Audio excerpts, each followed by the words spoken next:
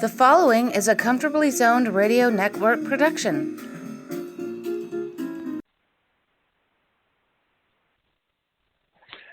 Hello, everyone. This is Rob Deininger with Comfortably Zoned Radio Network, and I'm here with Jack Degraw. And Jack, we're finally talking baseball, Yankees baseball. Yeah, well, like 4 or 5 days ago, we didn't know what was going to happen or if anything was going to happen. So at least we got baseball back, and it's always great to talk to you, Robert, about the Yankees. Yeah, and I want to throw something out there that I read a few weeks ago. Matt Scherzer, they said, would have lost $195,000 per game this year if there was a strike. And Garrett Cole would have lost $140,000 per game this year. I mean, when I heard those numbers, it blew my mind. It was almost incomprehensible. I couldn't believe it, how much money those two guys make per game, and they only pitch every 5 days. Yeah, it's hard to comprehend, Robert, when I'm sitting here drinking an 89-cent soda. But yeah. It's just, I mean, if the players are making this much, the high echelon players, I mean, they all don't make, that much. What are the owners making? Oh, God, yeah. How much money is the owners making? That's what, I'd like to know. I know, especially with these TV deals. I mean, they're raking in billions of dollars, billions. Yeah, I mean, if you're making, $5 billion and you give a guy $10 million, I mean, it's a drop in the bucket, It really is. And before we came on tonight, we got new. I think it was several hours ago, but the Yankees traded Gary Sanchez and Gio Ushella to, I think it was Minnesota, for Josh Donaldson and a catcher and a shortstop, right? Yeah, the shortstop is actually supposed to be a very good defensive player, and he hit 270 last year. And I'm sure I'll butcher his name, Isaiah Kiner Falefa. Okay. Yeah, I believe, they love him defensively, and I think he hit 270 last year. So, that takes all the big-name free agents off the board for the Yankees. Yeah, and I know Josh Donaldson's making a ton of money, but, I mean, when he's healthy, he's a guy that can, hit you 30 home runs, drive you in 100 runs, something like that. Yeah, I mean, with a few years back, he was, an outstanding player, and he's still got it. I mean, he's 35, but I think he's just here, if they don't trade him in the next week, I think he's just here for a season or two. So if he can just, maintain his production from last year, and everybody else starts hitting a little bit, I think it's a good trade. And this Falefa guy, he hit 271 last year, and he stole 20 bases, knocked in 53 runs. So I mean, and he's young; he's only 26. So yeah. I'm looking at Donaldson's numbers from last year. He batted 247. He had an on base of 352. He slugged 475, and an on base plus slugging of 827. With 26 homers and 72 RBIs. But a couple of years before that, he had 37 home runs and 94 RBIs. So he's had some years where he's been extremely productive. Yeah, I mean, a few years back, I believe when he was with Toronto, he was outstanding. I mean, he was a terrific player, offensively and defensively. So, I like Gio as a player. He was a good hitter, an outstanding fielder, but, it was time for Sanchez to go. He the last 4 years have been rough on, he hasn't performed and he's went backwards. It looked like the Yankees had a catcher for the least, 8-10 years, and it was just time for, Sanchez to go. I wish him the best in Minnesota, but it's best for everybody. He's not a Yankee anymore. Yeah, since 2018, Sanchez has barely a 200 average since 2018.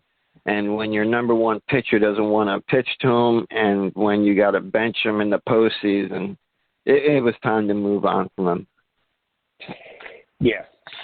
Yeah, I mean, he got too home run happy, and and he chases the high fastballs, and he's late on every, it's just, and then when when he don't walk after balls, it just makes the whole organization look bad. I mean, yeah, you remember that last year he cost the Yankees literally 3 games in September because of his laziness behind the plate. Yeah, and I mean, there's no excuse for that. So it was just time, for him to move on. And I mean, they got Higashioda, and they got the guy from the Twins yesterday, who was not much of a hitter. Let me see if I can get his name. But I think they're gonna get a catcher before opening day. Yeah, and Ushella, he really did have a great year. His first year, his second year was decent, but he started to drop a little bit. And even last year, he batted .247. I think he only hit 14 homers and drove in under 50 RBIs. It just seemed like he was starting to come back down to earth a little bit as the years went on. And even though he's a great defender,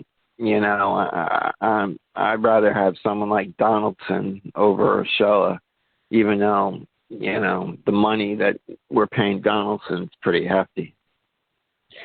Yeah, well, like I say, he can still be productive. And Felipe from the Twins, 26 years old, and he can hold down the position, till Volpe's ready. And so, we'll have to see. But I think, they've made some moves, and they're going to make a whole lot more before the start of the season. Yeah, and there's been a number of scouts who said Anthony Volpe is the real deal, like the real deal. So I'm hoping maybe he gets an invite to spring training just so maybe we can get a look at him. But I'm pretty sure that they'll be starting him at Double-A. That's where he finished the season last year. I remember last year he tore up Single-A, and then when they moved him up to Double-A, he kept hitting. And he kept, tearing the cover off the ball. Yeah, I seen him a few times last year in Tampa. I just seen him play 3 games, and he had 4 homers, 10 RBIs, and 8 hits. So, he was, you can't go by 3 games, but he was just head and shoulders above the competition. He really stood out. And he's a local kid from Morristown, went to Del Barton High School. Yeah, and the thing that worried me was when Cashman gave it his address after the season. I got dogs barking outside. Cashman said that, the players had an off year and that he was going to double down on analytics. And basically, what I'm seeing is he even though he's not running out the same exact team, he still seems to be running out a heavy right-handed lineup. And I know analytics doesn't distinguish between left-handed and right-handed, but having an entire right-handed team does hurt you and handicaps you. Yeah, the thing is, even they got rid of, Tyler Wade, and they got rid of, the local prospect, I think, Vasquez, the shortstop. And those were guys who, had some speed and could do some different things. And it's like the Yankee philosophy hasn't changed in like 20 years. They're just going to hit home runs. Home runs and strikeouts. And I'm anxious to see what's his name, Schmidt? Is it Clark Schmidt. Jason Clark Schmidt? Clark Schmidt. Yeah. I think this is the year where I think you'll see him take that next step and be a contributor to the Major League roster. I think he's far enough removed from his injury. Well, I think one of the things that concerns me with like the 18-game exhibition season is how many innings are these starters going to get? Maybe 15 innings? And True. What are they going to be up to? 60 pitches?